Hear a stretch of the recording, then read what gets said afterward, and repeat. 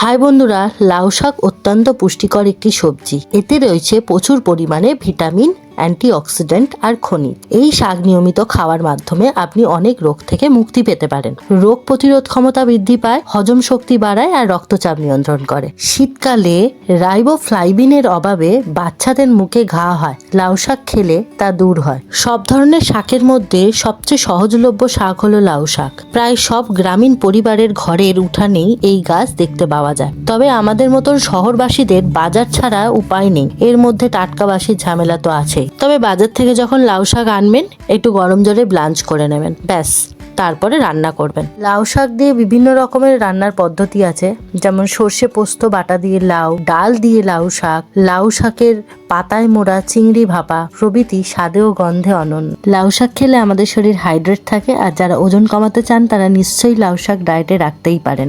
রেসিপিটি খুব সহজ, একবার ট্রাই করে দেখতে পারেন। ভিডিওটি ভালো লাগলে লাইক করবেন, subscribe my channel. Thank you for watching. Tata.